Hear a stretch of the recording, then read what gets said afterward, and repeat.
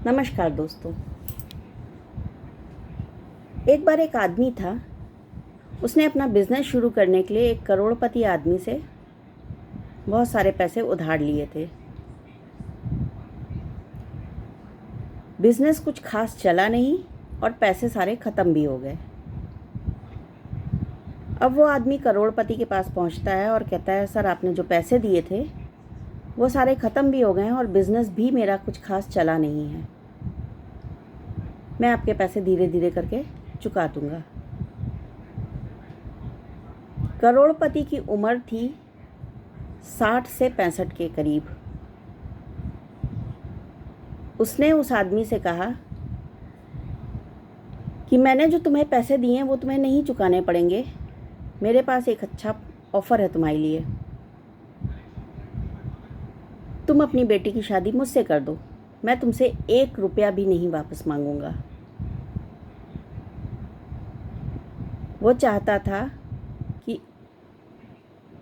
वो आदमी जिसकी बेटी की उम्र 24-25 साल है उससे शादी कर ले। तो ये थोड़ा सोच में पड़ जाता है। सोचता है कि पैसे तो वापस करने की औकात ही नहीं है, जितना उसने कर्ज लिया है उसको वापस नहीं कर सकता है।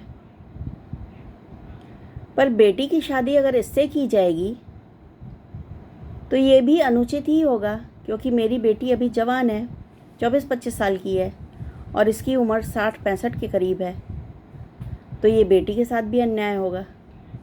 तो इसी सोच विचार में ये पड़ा ही था कि उस करोड़पति ने कहा, जाओ घर जाओ और ठीक से सोच के मुझे बताना कि तुम्हें क्या करना है। घर पहुंचता है, अपनी बेटी के सामने ये सारी बातें वो रखता है कि ऐसा ऐसा मेरे साथ हुआ है। उसकी बेटी कहती है, ठीक है आप उसको बुला लीजिए। उसकी बेटी को भी अपने पापा का दर्द समझ में आता है, दुख समझ में आता है कि इतना सारा कर्ज लिया हुआ है, ऊपर से मेरी शादी का भी खर्चा उनको करना है, कैसे होगा, कैसे कर पाएंगे वो। तो वो कहती है कि आप उनको बुला लीजिए घर पे, मैं बात करती हूँ। अगले दिन ये आदमी उस करोड़पति आदमी को अपने घर बुलाता है। करोड़पति आदमी इस बार एक नई तरकीब लेके आता है। अपने झोले में कुछ वो कंकड़ डाल के लाता है, कुछ काले रंग के और कुछ सफ़ेद रंग के, और कहता है कि आपकी बेटी को इसमें से एक पत्थर निकालना है। अगर उसके हाथ में काला वाला पत्थर आया तो इसकी शादी मुझसे होना तय है, और अगर इसके हाथ में सफ़ेद वाला पत्थर आया तो मैं इससे शादी भी नहीं करूँगा और आपका कर्ज भी माफ़ कर दूँगा। तो लड़की को लगता है ये तो बहुत अच्छा समय है, किस्मत देखते हैं क्या करती है। हो सकता है कि मेरे हाथ में सफ़ेद पत्थर आ जाए तो पापा कर्ज से भी मुक्त हो जाएंगे और मेरी शादी भी इससे नहीं होगी। वो थोड़ा सा पास में आती है तो उसकी नज़र उस झोले के अंदर पड़ जाती है जिसमें सफ़ेद पत्थर तो थे ही नहीं, सारे के सारे काले। इसको समझ में आ जाता है कि करोड़पति उसके साथ चालाकी करने की कोशिश कर रहा है, क्योंकि उसने सारे काले पत्थर डाल रखे हैं। तो जो भी पत्थर वो उठाएगी वो काला ही होगा और उसको उससे शादी करनी ही पड़ जाएगी। पर इसने अपना दिमाग लगाया और कहा, मैं तैयार हूँ इस खेल के लिए, पर ये खेल यहाँ नहीं होगा, खेत में जाके होगा। कहा चलो। अब वो जाती है, उस पत्थर झोले में से एक पत्थर निकालती है और निकाल के तुरंत धीमे से ज़मीन पे गिरा देती है।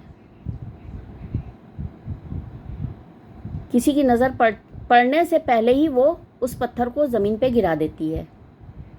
कोई देख भी नहीं पाता कि उसने काला पत्थर निकाला था या सफ़ेद पत्थर निकाला था। और कहती, ओह गलती से मेरे हाथ से वो पत्थर गिर गया है, अब इसमें कहाँ पे गिरा है ज़मीन पे, कौन सा पत्थर है मुझे समझ में नहीं आ रहा है, मैंने कौन सा पत्थर निकाला था। तो वो करोड़पति को तो समझ में आ जाता है कि ये गड़बड़ हो गया। बाकी लोग कहने लगते हैं अब कैसे पता चलेगा कि तुमने काला पत्थर निकाला था कि सफ़ेद पत्थर निकाला था। तो लड़की कहती है झोले में जाके चेक कर लीजिए, अगर झोले में काले पत्थर होंगे इसका मतलब मैंने सफ़ेद पत्थर निकाला है, और अगर झोले में सफ़ेद पत्थर होगा तो इसका मतलब मैंने काला पत्थर निकाला है, क्योंकि झोले में तो सारे के सारे काले ही पत्थर थे। तो सारे लोगों को ये लगा कि लड़की ने सफ़ेद पत्थर निकाला है क्योंकि झोले में काले पत्थर थे। सफ़ेद पत्थर निकालने का मतलब है कि उस करोड़पति को उस आदमी का कर्ज भी माफ़ करना पड़ गया और लड़की से शादी भी नहीं करनी पड़ी। तो कई बार दोस्तों हम ऐसी मुसीबत में पड़ जाते हैं जब हमको आड़ या पार की स्थिति आ जाती है। उस समय सूझबूझ से काम करके हमको कैसे अच्छे से बाहर निकलना है, यह हमको ही सोचना पड़ता है कि हमारा नुकसान भी ना हो और हम उस सिचुएशन से बाहर भी आ जाएं। धन्यवाद।